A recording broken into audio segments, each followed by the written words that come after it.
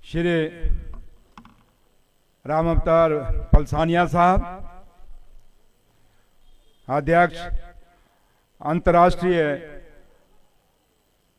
Jat parliament,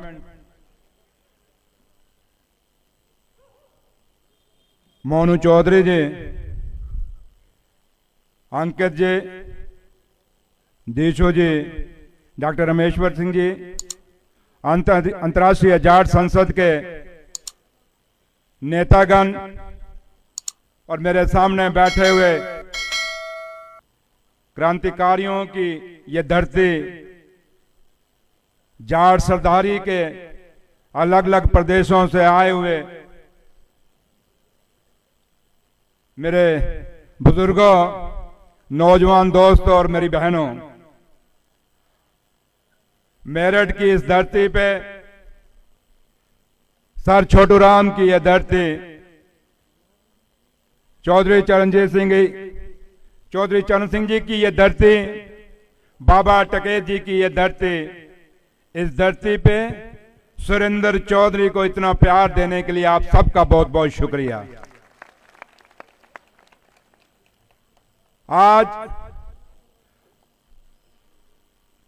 राजा प्रताप सिंह, महेंद्र सिंह जी के जन्मदिन के अवसर पर आप सब ने, क्योंकि मेरा प्रोग्राम आगरा में आने का था और मेरे भाई राम अवतार पलसानिया साहब ने जब हुक्म किया कि नहीं आपने मेरठ भी आना है, मैंने कहा टाइम बहुत कम है क्योंकि मैंने जम्मू वापस जाना है, क्योंकि आपको पता है कि नई नई सरकार बनी है, वहां पे अभी जिम्मेदारियां भी ज्यादा हैं। और मेरे बुजुर्गों, मेरे भाइयों, आपका ये बच्चा, आपका ये भाई, आपको पता है कि वहां पे मैं डिप्टी चीफ मिनिस्टर बना हूं। मेरी मां वैष्णो देवी का आशीर्वाद से, क्योंकि मैं मां वैष्णो देवी की धरती से आया हूं, मां वैष्णो देवी का आशीर्वाद जम्मू कश्मीर के हर कन कन में, हर बच्चे बच्चे के ऊपर है, और मेरी मां के आशीर्वाद से आज मैं यहां पहुंचा हूं। और आज जब मैं बना, आज मुझे खुशी भी है, क्योंकि जब मैं बना तो उस समय भी ये देश से काफी हरियाणा से, उत्तराखंड से, राजस्थान से, मध्य प्रदेश से, यूपी से, अलग अलग राज्यों से पलसानिया साहब की रहनुमाई में वहां मेरे भाई, मेरे बुजुर्ग वहां पे आए थे मुझे आशीर्वाद देने और मुबारकबाद देने।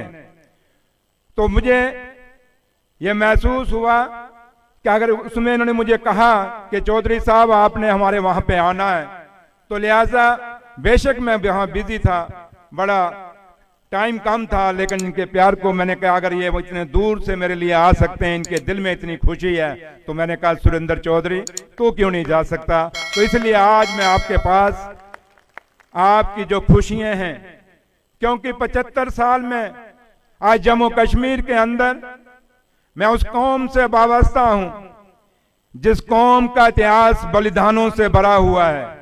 मैं उन बुजुर्गों का वारिस हूं जिन बुजुर्गों के अपने इतिहास में, अपने कारनामों से, अपनी शहादतों से, अपनी वफादारी के इतिहास लिखे हुए हैं, और पन्नों के पन्ने हमारे बुजुर्गों के इतिहास में लिखे हुए हैं, सिर्फ इसलिए कि हम जिसके वफादार हुए तो उसके लिए जान भी दे दी, अगले ने कुछ दिया या ना दिया, लेकिन हम कुर्बान हो जाते हैं। मैं उनका वारिस हूं।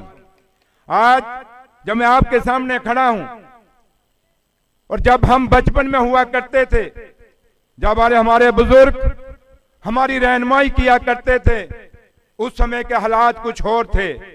और जब हम इस देश के अंदर, इस दुनिया के अंदर अलग अलग जगह, चाहे कोई भी शोबा हो, चाहे खेल का हो, चाहे नौकरियों में हो, चाहे IPS हो, IAS हो, या कहीं भी हम चले जाएं, हमारे लोगों का कहीं कमी नहीं।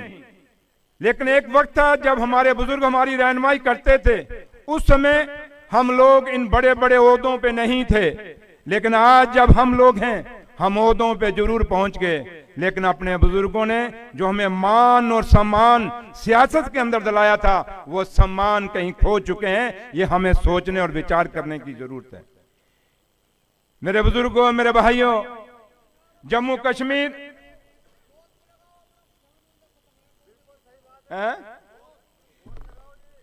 जाट जाट है। अब सुनिए मेरी बात, तो जाट जाट है, हम इन गोत्रों की लड़ाई में पड़ के आगे नुकसान खा रहे हैं। बस जाट हूं, बस इतना याद रखिए, मेरे खून के अंदर जाटों का खून है, इतना याद रखिए बस।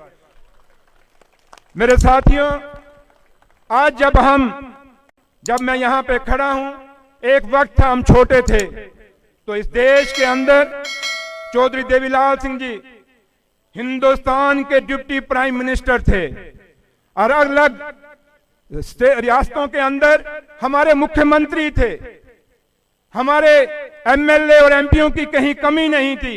और जब मैं आज आपके सामने खड़ा हूं, तो बिल्कुल एक दिया लेके आप देख रहे हैं कि जम्मू कश्मीर से एक डिप्टी चीफ मिनिस्टर है। कभी ये सोचा है हमने? ये सोचने की जरूरत है। जो कौम डिप्टी प्राइम मिनिस्टर पे पहुंच गई, वो आज एक एक ओहदे के लिए देख रही है। बाबा साहब भीमराव अम्बेडकर ने कहा था, पढ़िए, एकजुट होइए। उन्होंने क्यों कहा था अपनी कौम को कि पढ़िए, एकजुट होइए, उसके बाद सियासत में मजबूत होइए, क्योंकि पढ़ जाओगे, लिख जाओगे, और जब तक एकजुट नहीं हो जाओगे, बेशक आप ऑफिसर बन जाओगे, कल आपको एक एक ट्रांसफर के लिए, एक एक पोस्टिंग के लिए आपको तरसना पड़ेगा, क्योंकि रहनुमाई करने के लिए आपके आगे कोई नहीं होगा। ये जम्मू कश्मीर में हमने भुगता है, ये जम्मू कश्मीर में हमने देखा है। आज जब मैं बना, मेरे लोगों को कोई काम नहीं है। मैं इनको बात पलसानिया साहब को कह रहा था, मैंने कहा कोई, आज मेरे पास बहुत बड़े महकमे हैं जम्मू कश्मीर के अंदर, सड़कों का आरएनबी, जिसको पीडब्ल्यूडी आप कहते हैं, वो महकमा है, इंडस्ट्री है मेरे पास, माइनिंग है, स्किल्ड है, लेबर है, दूसरे महकमे हैं, और ऐसे महकमे हैं जो हमारी तामीर और तरक्की से जुड़े हुए हैं। वो इसके लिए नहीं आते, वो कहते हैं हमें खुशी है कि इन 75 सालों में हमारा डिप्टी चीफ मिनिस्टर बन गया है। कितनी सीधी ये कौम है, कितनी भोली ये कौम है। Deputy chief minister Surendra Chaudhary बना, लेकिन खुशी अपने घरों में मना रहे हैं। उनको कोई अपनी सड़क की परवाह नहीं, उनको अपनी कोई इंडस्ट्री की परवाह नहीं। फिर मैं उनको कहता हूं, मैंने कहा ये खुशियां ठीक हैं आपके लिए, लेकिन इसके साथ साथ सुरेंद्र चौधरी के पास जो महकमे हैं, इनका फायदा लीजिए। मैंने जयपुर में जब एक अंतर्राष्ट्रीय सम्मेलन था हमारा जाट पार्लियामेंट का, उस समय भी मैंने कहा था, और मैं आज जिन कुर्सियों के लिए हम बात करते थे, उसी में से एक कुर्सी मुझे भी मिली है। हमने कहा, उसमें मैंने कहा था अपने भाषण में कि हमें समझ नहीं आती, जब हम कुर्सियों से उतरते हैं उसमें हमें बरादरी याद आ जाती है, उसमें हमें यह याद आ जाता है कि हम इस कौम में पैदा हुए हैं। लेकिन जब कुर्सी पे बैठते हैं, उसमें चाहे कोई ऑफिसर बन जाए, चाहे कोई मंत्री बन जाए, मुख्यमंत्री बन जाए, उप मुख्यमंत्री बन जाए, फिर आदमी यहां से बुलाएगा, वो इधर से देखता है, वो हाथ मिलाएगा, ये अंगल देगा उसको, ये मिला, बस इतनी अंगल देता है आगे से। ये हमारा है, ये हमने देखा है, हमने भुगता है, और इन्हीं में से निकल के सुरेंद्र चौधरी आज इस मुकाम पे पहुंचा है। आपने मुझे हल दी, तो मैं पलसानिया साहब को हंस रहा था, मैंने कहा जम्मू कश्मीर में जिस पार्टी से मैं आया हूं, मेरा चुनाव निशान यही है। अब लोग कहेंगे जी इसको हल इसलिए दे दी है, जबकि यह हमारी किसानियत है, मेरे बुजुर्गों की हल है। ये वो हल जो बुजुर्गों की विरासत है, वो आप मेरे हाथ में आपने दी है। लेकिन मैं आपसे कहूंगा, ईमानदारी से कहूंगा, मेरे बुजुर्ग बेशक अनपढ़ थे, उनके बाद इतनी क्वालिफिकेशनें नहीं थे, लेकिन वो दिल्ली की दूसरी कुर्सी तक पहुंचे थे। आज हम जब कहते हैं हम बहुत पढ़े लिखे हैं, बड़ी अंग्रेजी बोलते हैं, बड़े अपने अपने दावे करते हैं, तो हम एक मुख्यमंत्री तक नहीं पहुंच रहे। ये सोचने की जरूरत है, ये कमी क्यों आई हम में, ये विचार करने की जरूरत है। आप किस पार्टी से, मैं यहां कोई इलेक्शन की तकरीर देने नहीं आया, मैं कोई वोट मांगने नहीं आया, मैं सिर्फ आपके प्यार के बीच में अपना प्यार शामिल करने के लिए आया हूं। लेकिन मैं ये कहूंगा आपको कि आज मैं अपने बुजुर्गों के आशीर्वाद से, अपनी माताओं के आशीर्वाद से इस मुकाम पे पहुंचा हूं। मेरे भाइयों, मैं आपको कहना चाहूंगा क्योंकि मैं अपने बुजुर्गों को कभी नहीं कहना चाहूंगा। मैं आपसे बात करना चाहूंगा, मैं आपसे मुखातिब होना चाहूंगा कि आज आपको जरूरत है सोचने की। जिन बुजुर्गों के हम कहते थे उन्होंने क्या किया, उन बुजुर्गों ने बहुत कुछ किया। जब हमारी बारी आई हम क्या कर रहे हैं, ये विचार करने की जरूरत है आपको। हम पार्टियों में बंट गए, हमें लोग इस्तेमाल कर रहे हैं। अगर शहादतों में देखा जाए, कुर्बानियों में देखा जाए, तो मेरी कौम का इतिहास भरा हुआ है। अगर इस नौशहरा जिस बॉर्डर से मैं जीत के आया हूं, उस बॉर्डर पे देखा जाए तो ना जाने चाहे वो पंजाब से सरदार हमारा कोई भाई था, जाट था, जो हिंदुस्तान के अलग अलग कोने, या यूपी है, या राजस्थान है, चाहे हरियाणा, चाहे अलग जितनी भी स्टेट हैं, जहां जहां से भी हमारा जाट है, उस जम्मू कश्मीर के बॉर्डरों के ऊपर, उन पहाड़ों के ऊपर ना जाने कितनी कुर्बानियां इन 75 साल के अंदर हमारे भाइयों ने दी हैं। अगर कुर्बानियों का लिखा जाए, अगर लेखा जोखा किया जाए, तो हमारे पन्नों 10 पन्ने भरे होंगे। लेकिन जब कहीं बैठने की बारी आए कुर्सी की, तो कहीं हमारा नामो निशान नहीं है। क्या हम सिर्फ कुर्बानियों के लिए बने हैं? माना हम सीधे हैं, माना हम वफादार हैं, माना कि हम जिसके पीछे चलते हैं उसके लिए जान देते हैं। लेकिन उनको भी कहना चाहेंगे, इतना मत सता कि हम भी एक दिन उठ के तेरे से मुकाबला करना शुरू हो जाएं। ना सता इस गरीब को, ये गरीब रो देगा, पता लगेगा इसके मालिक को तो तुझे कब्र से भी खोद के निकालेगा। ये जज्बा हम रखते हैं। आज जब मैं आपके सामने आया हूं, सिर्फ प्यार के लिए आया हूं। और जिससे कि जब मैं आगरा में सुबह पहुंचा, वहां भी काफी बड़ा वहां गैदरिंग थी, और आप जब यहां पे आया, क्योंकि मेरठ तो नाम ही क्रांतिकारियों का है, मेरठ तो नाम ही हमारे उन बुजुर्गों की धरती है। क्योंकि मैं रास्ते में कह रहा था कि एक बार मैं दिल्ली में, उसमें छोटा था, मैं आया था तारकटोरा में, आप में से कई लोग हुए, बाबा टिकैत साहब उसमें जिंदे हुआ करते थे, वहां उन्होंने भाषण दिया था। अगर आप में से किसी को याद होगा, वहां आए होंगे, चौधरी दारा सिंह वहां पे उसमें प्रधान हुआ करते थे।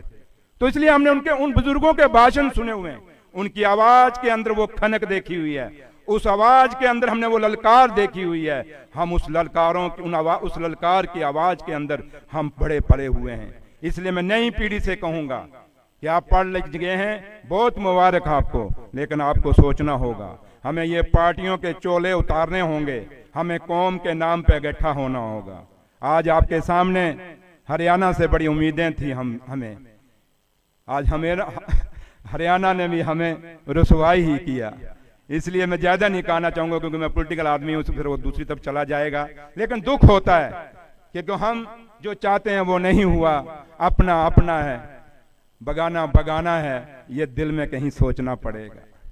पार्टियां अपनी नहीं हो सकती, ये पार्टियों के झंडे आपके नहीं हुए। ये देश हमारा है, ये तिरंगा हमारा है, इसके लिए हम जान देंगे, पार्टियों के पीछे जान नहीं देंगे। ये फैसला आपको करना होगा। जब तक ये फैसला तिरंगे और पार्टी के बीच में आपको फैसला करना होगा। मेरे बुजुर्गों ने तिरंगों के लिए जान दी है, उन्होंने पार्टियों के लिए जान नहीं दी। हम वो कौम हैं जिस कौम ने आजादी से लेकर आज तक, इस 2024 तक, हमने शहादतें तिरंगे के लिए दी हैं। तिरंगे के लिए लड़ते आए हैं, मरते आए हैं, कटते आए हैं। जब तक ये कौम रहेगी तब तक हम अपने बुजुर्गों की विरासत को लेके चलेंगे। लेकिन पार्टियों के लिए ये लड़ना झगड़ना छोड़ दो। आओ सोचो। आज सुरेंद्र चौधरी, बेशक मुझे आज जम्मू कश्मीर का, क्योंकि जिस पार्टी ने मुझे बनाया उनको कोई मजबूरी नहीं थी कि मुझे ना भी बनाते तो क्या हो जाता, उनकी मेजॉरिटी थी, लेकिन उन्होंने बनाया बेशक। लेकिन मैं फिर भी आपको कहूंगा, आजकल आप कहीं जम्मू कश्मीर में आप में से कोई आता है, कोई आपका माता वैष्णो देवी जाता है, तो आपको धक्के खाने की जरूरत नहीं पड़ी होगी, क्योंकि सुरेंद्र चौधरी वहां बैठा है, आपके लिए एक फोन कर सकता है। इसलिए मैं आपसे कहूंगा, इस मंच पे आया हूं, एक विश्वास के साथ आया हूं कि मैं चाहता हूं कि सुरेंद्र चौधरी ये चाहता है कि हमारा फिर से वही नाम हो। अगर हम डिप्टी प्राइम मिनिस्टर तक पहुंचे थे तो प्रधानमंत्री तक पहुंचे, तब बात बनेगी, तब कहीं बात चलेगी। तब से ही मैं अपने बुजुर्गों को, हम जो बुजुर्ग दुनिया छोड़ गए, जिनके हमने नाम इन मंचों से लेते हैं, जिनके लिए नारे हम इन मंचों से मारते हैं, उनका तभी उनको सही श्रद्धांजलि मिलेगी जब हम उनसे ऊपर आगे निकलेंगे। बेटा वो बेटा जो बाप से 4 कदम आगे निकले, वो बेटा कभी बेटा नहीं हो सकता जो बाप के बनाए हुए एक मुकाम को उससे भी पीछा चला जाए। क्या उसको मुकाम कहते हैं? क्या कहते हैं क्या? तो इसलिए ये सोच और विचार करना पड़ेगा। इसलिए जम्मू कश्मीर के अंदर जब भी कभी आए, कश्मीर में घूमना चाहें आप आए, वहाँ सब कुछ ठीक है। हमारे पत्रकार भाई जो मर्जी लिखें, टीवियों में दिखाएं जम्मू कश्मीर के हालात ठीक हैं। अगर हालात ठीक हैं तो तभी सुरेंद्र चौधरी वहाँ का डिप्टी चीफ मिनिस्टर है। तो इसलिए आप आए, जब भी आपने वहाँ घूमना है जोर शोर से आए, लेकिन वही आए जो कौम का हमदर्द है, जो कौम की तरक्की चाहता है। मुझे बेईमानों की जरूरत नहीं, मुझे हमदर्दों की जरूरत है। मेरी बात बेशक कईयों को चुभेगी, लेकिन मैं सच कहने में कभी परहेज नहीं करता, क्योंकि सच्चाई सच्चाई है। मुझे भी जैसे आज आपको फक्र है कि हमारा डिप्टी चीफ मिनिस्टर वहां है, मुझे भी फक्र होगा जिस दिन मैं दिल्ली अपने प्रधानमंत्री को मिलने जाऊंगा, मैं कहूंगा चौधरी फलाने को एज ए प्राइम मिनिस्टर मिलने जाऊंगा, उस दिन मुझे फक्र होगा। इसलिए मैं आपसे यही उम्मीद करता हूं कि आप, क्योंकि जब देश की आजादी की लड़ाई लड़ी गई बड़े चंद लोग थे। महारानी झांसी कितनी थी? 1857 में उसने एक चिंगारी लगाई, 1947 में उस चिंगारी ने रूप लिया और ये तिरंगा झंडा आसमान में लहराया था। कितने लोगों ने कुर्बानी, एक छोटा बच्चा मुझे शहीद भगत सिंह का यहाँ एक फोटो दे के गया है। इन नौजवानों ने 20-20, 21 साल के अंदर अपनी कुर्बानियां दी। ये चंद लोग थे। क्या इसलिए दी थी कि हम जिस देश को चलाना चाहते हैं ऐसे चलाना चाहते हैं? तो इसलिए वो थोड़े से लोग थे और देश की आजादी पा गए थे। हम भी जितने बैठे हैं, ये मेरठ वो धरती है, यहां से एक चिंगारी जो निकलेगी, मुझे पता है अगर आप सही मैंने वो चिंगारी लगाओगे, ये चिंगारी पूरे हिंदुस्तान में जाएगी और हिंदुस्तान में जाट समाज को इकट्ठा करेगी। तब ताके जाके फिर आप इस देश के प्रधानमंत्री बन सकें। ये सपना मेरा भी है, ये सपना आपका भी है, ये सपना आने वाली नस्लों का है। आज आने वाली नस्लों ने यह फैसला करना पड़ेगा कि हमने क्या करना है, कि हमने नशों पे जाना है जहां हमने अपनी तकदीर बनानी है। आज हमारी आने वाली पीढ़ी जो है, मैंने आगरा में भी कहा और मैं जम्मू कश्मीर में भी कहता हूं कि आने वाली जो नस्लें हैं ये भगवान से भी दूर हो रही हैं, ये रब से भी दूर हो रही हैं। हम लोग जब किसी से नहीं डरते, एक ताकत ऐसी है जिससे वो डरते हैं, वो है रब। हम कहते हैं यार उसका कहीं नुकसान, हमें कहीं नुकसान ना दे। तो आने वाली पीढ़ी आस्था से भी दूर हो रही है, अपने रिश्तों और संबंधों से भी दूर हो रही है। हम अपनी सभ्यता, अपने संस्कार, अपनी संस्कृति को भूलते जा रहे हैं। ये नौजवान पीढ़ी वो है। तो नौजवान पीढ़ी को भी सोचना पड़ेगा कि हमें जो विरासत में मिला है, एक बहुत बड़े संस्कार मिले हैं, बहुत बड़ी सभ्यता मिली है, बहुत बड़ी संस्कृति मिली है, और सबसे बड़ी मिली है तो मेरी कौम को मिली है, तो ईमानदारी मिली है और देशभक्ति मिली है। हमें वो अपनी बना के रखनी है, उसको सजो के रखना है। इसलिए मैं आखिर में इतना ही कहूंगा। बाकी है कि जहां तक as a deputy chief minister अगर आप बात करें तो मेरे पास इंडस्ट्री मिनिस्ट्री भी हूँ। कभी आप में से कोई मिनिस्टर वहां पे इंडस्ट्री लगाना चाहे तो वो भी खुल के आ सकता है, वहां इंडस्ट्री लगा सकते हैं। तो आप वहाँ के फायदे लीजिए, जम्मू कश्मीर की सरकार के जो भी फायदे आप ले सकते हैं आप लीजिए। सुरेंद्र चौधरी आपको हमेशा वहाँ मदद करेगा। जब भी जम्मू कश्मीर में अगर कभी घूमने के लिए आना चाहते हैं तो आइए, हमेशा आपके लिए अपने बुजुर्गों के चरणों में हमेशा हाजिर रहूँगा। अपने भाइयों के साथ हमेशा हाथ से हाथ मिला के सामने उनका साथ दूंगा और उम्मीद करूंगा कि आप लोग मेहनत करोगे, इस कौम को इकट्ठा करोगे, इस कौम का खोया हुआ वो एक रुतबा जो आज हमें कहीं कमी, आपको भी पता है ये कमी आ रही है, इस कमी को, क्योंकि हरियाणा आपके लिए बहुत बड़ी मिसाल बन गई है, आपको समझना पड़ेगा। क्या करोगे मेहनत? हाथ खड़ा करके जोर से, जाट की आवाज इतनी कमजोर नहीं हो सकती। करोगे हिम्मत? पक्का करोगे? तो याद रखिए ये एक ऐसी शुरुआत होनी चाहिए, क्योंकि वो इंसान आपके बीच में आया है, ना उसने यूपी से इलेक्शन लड़ना, ना मध्य प्रदेश से लड़ना है, ना मैंने राजस्थान से लड़ना, ना मैं दिल्ली से, मैंने नुशारा उस बॉर्डर से लड़ना है जहां पाकिस्तान बिल्कुल एक पत्थर की दूरी पे हमारे पास है, वहां से लड़ना है। तो इसलिए मेरा कोई यहाँ पे कुछ नहीं है, मेरा सिर्फ और सिर्फ एक ही है कि जैसे आज आप जम्मू कश्मीर में जब आओ आपको लगे कि मेरा उप मुख्यमंत्री वहां पे है, वैसे जब मैं दिल्ली आऊं तो तो मुझे लगे कि मेरा प्रधानमंत्री है। इस विश्वास के साथ आपसे विदा लूंगा, क्योंकि मैंने वापस जम्मू जाना है। फिर एक जोर से आप लोगों से फिर मैं उम्मीद करूंगा, और खास कर जो हमारी नौजवान पीढ़ी है, और मेरे भाइयों, आप छोटे होंगे मेरी उम्र से, मेरे बेटे की उम्र के भी होंगे, आइए, ये कौम आपके हवाले है। ये कौम आपका रास्ता देख रही है, किस रास्ते पे आप लेके जाओगे, क्योंकि हमारी उम्रें कितनी हैं, वैसे ही कोरोना के इंजेक्शन लगा लगा के वैसे हमारा सत्यानाश हो गया तो लिहाजा अब जो हमारे बच्चे हैं, इन बच्चों के ऊपर हमारी कौम का सब कुछ निर्भर है। उम्मीद करेंगे कि ये आने वाली नस्ल हमें बुलंदियों पे लेके जाएगी। जो सपने हमने, जैसे मैंने सुझाए हैं, आपने भी सुझाए हैं, ये बच्चे हमारे सपने जरूर पूरे करेंगे। इन लफ्जों के साथ आप सबका बहुत बहुत शुक्रिया। जय जाट, जय किसान, जय जवान।